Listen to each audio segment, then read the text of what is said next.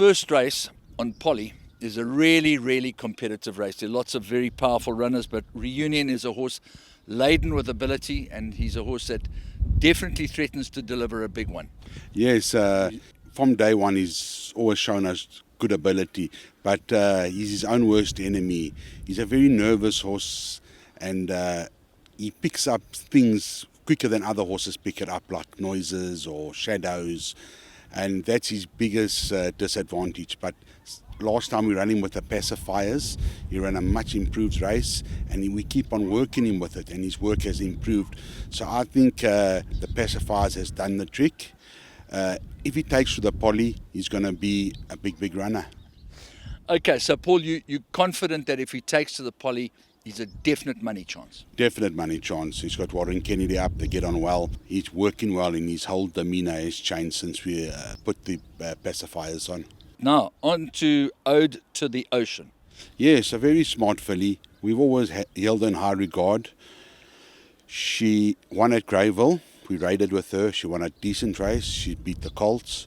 And then we took her back to Joburg, and then we put her into a little mini feature.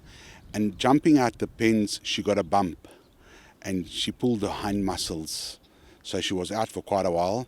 That's all healed up now. She's doing well. She's had a gallop. She's about 90% there, but she's classy.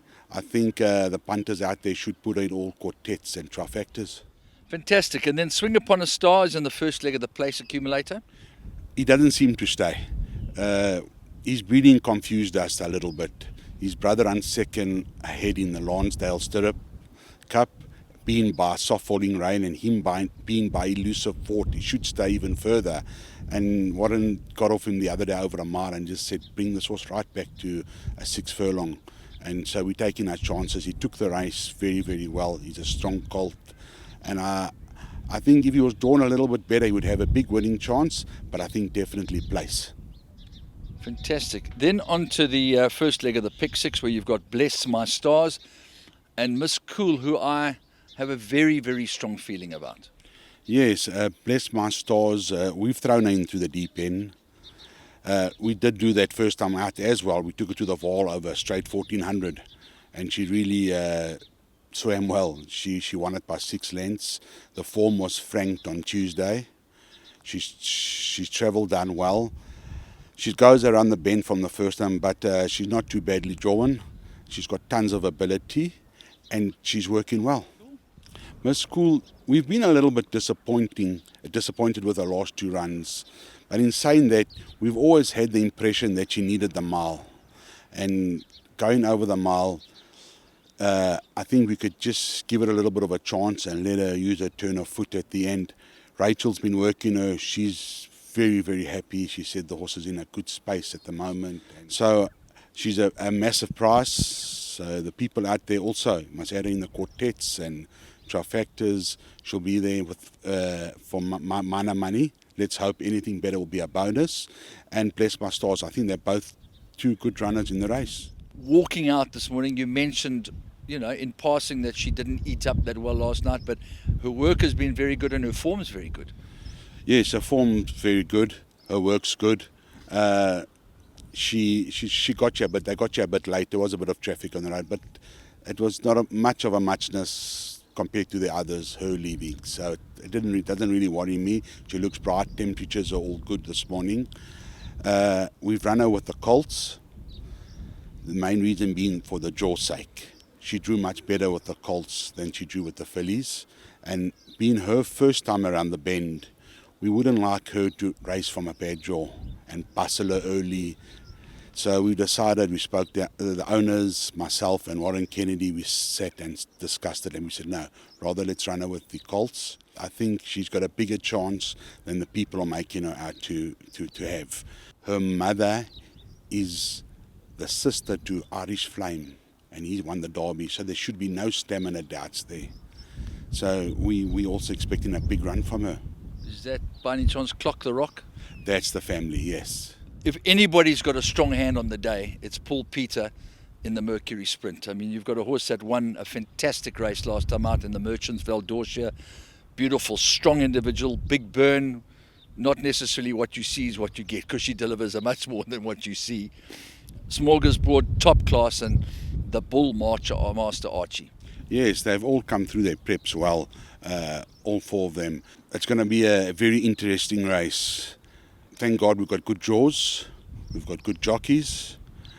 We never work them together. These sprinters are just too strong, they will just do too much. But we just judge them on their heart rates and their attitudes and how they cope with their work. That's how we judge their physical appearance, what they're doing in the manger. So I wouldn't like to separate them, but I think they must all be included in all bets.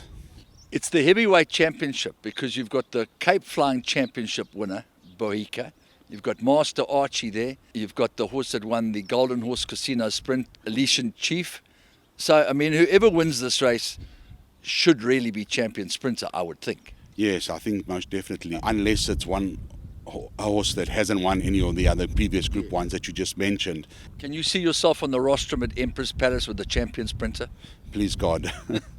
We now move on to the Gold Cup, sponsored by Marshall's World of Sport. And I was having a good chat to your beloved son, telling us about how this horse has come through incredible adversity and the way he beat Nebras last time out. Maybe you didn't want the penalty, but I'm sure you'd take the win. Maybe we'll take the win. He's a big boy. He can carry that extra kilo. He's doing very well. He's just got a soft spot in all of our hearts. He's a lovely animal. He's a pleasure to train. He's just got such a big heart, and he stays very, very well. He's an out-and-out stayer. If he'd been in Europe, he'd probably be over jumps. So on the stamina side, we don't worry much. He's drawn slightly wide, but who else better than Warren Kennedy to overcome it? Asterix, he's in the deep end in a very, very strong race, but he is the Summer Cup winner, and he's deserved of his position in this race. Andrew is an extremely strong field, and might be small on numbers, but it's an extremely, extremely strong field. Jet Dark, I saw him walking this morning. Oh, he looked like a machine. So with my two boys, Asterix and MK's Pride, if I could get into the money, I'd be extremely happy. They're eating well, they're working well. They both will be suited to Gravel. How do you see the race mapping out? Because obviously it would be stupid not to go to the front with Crown Towers. That's the way he likes to run. It could set it up for his stable companion. But your two also like to go handy, even though MK's Pride is known for a very, very strong finish, which he showed in the Horse Chestnut. Yeah, both of my horses are not one-dimensional. Asterix has one from off them as well. He's one from up there. So it's the pace doesn't really worry me. We obviously would prefer a nice pace, but it's not the be-all and end-all. If Crown Towers goes, it'll suit us, and if he sits and there's no pace, it'll suit us. Another very strong race, mainly because we all know that if Marina brings her A game, she's got to be the filly to beat. She's just shown a glimmer of her ability in the Garden Province, but Sprinkles is overdue a big one. Yeah, Sprinkles, she's a little filly. She's got a big heart. She had quite a hard Joburg campaign. So we just ran her in the Woollavington, and we said we will just ease off her slightly and prep her for this gold bracelet. So it was a nice, decent break she's had. She's fresh, she's working well, she's in a good space. I think Marina is the horse to beat, but Sprinkles will be competitive, and if she fluffs her lines, I'm sure Sprinkles will be there to pick up the pieces. Kaza Inferno in the last of the afternoon, the last race of the champion season here in KwaZulu-Natal. Yes, she's a lovely filly. We've only had her for 2 runs now. She's won both of them, but they've been saying that it has been on turf.